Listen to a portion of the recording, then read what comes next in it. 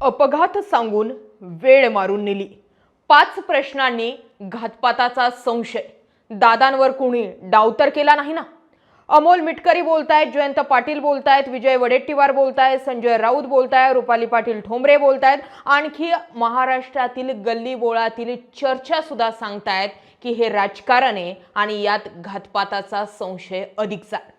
अजित पवार यांच्या अपघाती निधनानंतर आता त्यांच्या अपघाताबाबत अनेक पैलू समोर येत आहेत। अजित पवार यांच्या विमानाला झालेला अपघात हा कटकारस्थान आहे की नाही हा तपासाचा भाग असला तरी त्यांचे विमान हे सुरक्षेच्या दृष्टीने सदोष असल्याच्या बाबी आता समोर येत आहेत।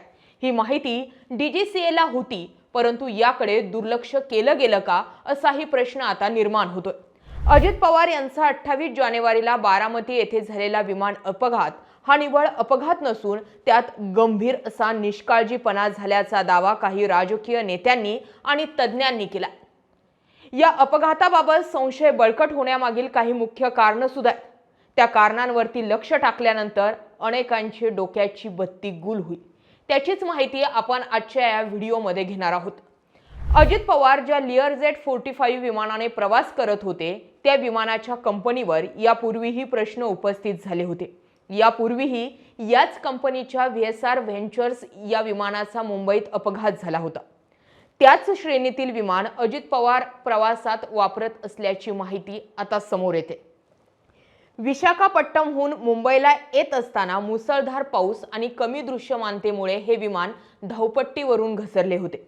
या अपघातात विमानाच्या फ्यूजलेजचे 2 तुकडे होऊन आग लागली होती। सुदैवाने यातील 8ही प्रवासी वाचले होते, परंतु काहींना गंभीर दुखापत झाली होती। या घटनेचा तपास अजूनही एअरक्राफ्ट ॲक्सिडेंट इन्व्हेस्टिगेशन ब्युरोकडून सुरू आहे। दरम्यान यामुळे युरोपीय विमान वाहतूक नियामक संस्था म्हणजे EASने अजित पवार यांच्या अपघाताच्या सुमारे 1 वर्षाआधीच व्हीएसआर व्हेंचर्सवर निर्बंध लादले होते। कंपनीला लेव्हल 1 या सर्वात गंभीर सुरक्षा श्रेणीत टाकण्यात आले होते। ही श्रेणी अशा कंपन्यांना दिली जाते ज्या प्रवाशांच्या सुरक्षेची खात्री देऊ शकत नाही। 2023 मधील मुंबई अपघाताबाबत युरोपीय विमान वाहतूक नियामक संस्थेनं वारंवार तांत्रिक कागदपत्रे आणि माहिती मागवूनही कंपनीने ती सादर केली नव्हती। 5 स्मरणपत्रे पाठवूनही प्रतिसाद न मिळाल्यानं ही कठोर कारवाई करण्यात आली होती। युरोपीय युनियन ज्या कंपनीवर सुरक्षा कारणास्तव बंदी होती, दरम्यान वर्षभरापूर्वी डीजीसीएने फेब्रुवारी 2025 मध्ये या कंपनीचे नियामक ऑडिट केले होते। धक्कादायक म्हणजे या ऑडिटमध्ये त्यांना कोणतीही गंभीर त्रुटी आढळली नव्हती। मुंबई अपघातानंतर कंपनीवर युरोपीय युनियनने बंदी घातलेली असताना डीजीसीएने या कंपनीला क्लीन चिट कशी दिली? तिला भारतात महत्त्वाच्या व्यक्तींच्या प्रवासासाठी परवानगी कशी मिळाली? हा आता मुख्य तपासाचा विषय बनलेला आहे।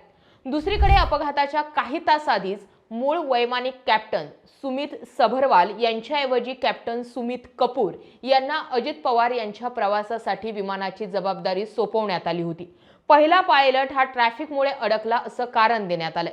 हा अचानक झालेला बदल का करण्यात आला आणि नवीन वैमानिकाला त्या मार्गाचा पुरेसा सराव होता का यावर प्रश्नचिन्ह उपस्थित केलं जात आहे। विशेष म्हणजे सुमित कपूर या 2 वेळा निलंबित करण्यात आलेल्या पायलटला बोलावून घेण्यात आलं होतं, त्यामुळे कुठेतरी काहीतरी गडबड असल्याचं बोललं जातंय। जयंत पाटील यांनी या घटनेवरती गंभीर प्रश्न उपस्थित केले आहेत। त्यांच्या मते विमान धावपट्टीवर उतरत असताना ते अचानक हवेत गरगर फिरून कोसळणे अनाकलनीय आहे। जयंत पाटील यांनी असंही म्हटलंय की लँडिंगच्या वेळी दृश्यमानता स्पष्ट असतानाही अपघात होणे संशयास्पद आहे।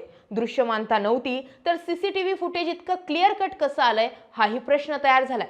त्यांनी या प्रकरणाची सखोल चौकशी करण्याची मागणी केली आहे। अपघात झाल्या सर्वात आधी याबाबत घातपाताची शंका व्यक्त केली आहे ती पश्चिम बंगालच्या मुख्यमंत्री ममता बॅनर्जी यांनी।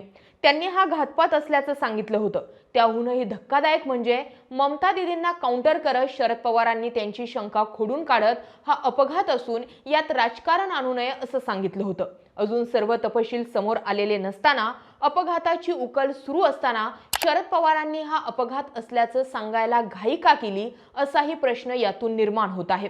विमानाचा ब्लॅक बॉक्स तपासासाठी ताब्यात घेण्यात आलाय। प्राथमिक माहितीनुसार लँडिंगच्या वेळी वैमानिकानं धावपट्टी स्पष्ट दिसत असल्याचं सांगितलं होतं, मात्र तरीही विमान धावपट्टीच्या 200 मीटर अलीकडेच कोसळलं. लँडिंगच्या क्लिअरन्स नंतर वैमानिकाकडून कोणताही प्रतिसाद न मिळणं ही मोठी तांत्रिक चूक मानली जात आहे. या प्रकरणाचा तपास आता महाराष्ट्र राज्य गुन्हे अन्वेषण विभागाकडे सोपवण्यात आलाय. तसेच नागरी विमान वाहतूक महासंचालनालय आणि विमान अपघात तपास विभाग देखील तांत्रिक अंगाने चौकशी करत आहे. हा घातपाताचा प्रकार आहे की यंत्रणेचा निष्काळजीपणा हे CIDच्या अंतिम अहवालानंतरच स्पष्ट होईल. अजित पवार यांच्यासारख्या दिग्गज नेत्याचा अशा प्रकारे अंत झाल्यानं संपूर्ण महाराष्ट्र सुन्न आहे. मात्र या संशयास्पद बाबींमुळे राजकीय वातावरण हे अधिकच तापलंय. अनेक प्रश्न जे आहेत ते या विमान अपघातातून तयार झालेले आहेत, त्यावरती आपण पुढच्या व्हिडिओमध्ये बोलूयात. मात्र आता जी माहिती मी तुमच्या समोर मांडली याबाबत तुम्हाला काय वाटतंय कमेंट करा. माहितीपूर्ण व्हिडिओ जर तुम्हाला हे वाटत असतील तर आपलं चॅनल आवर्जून सबस्क्राईब करा. जय महाराष्ट्र.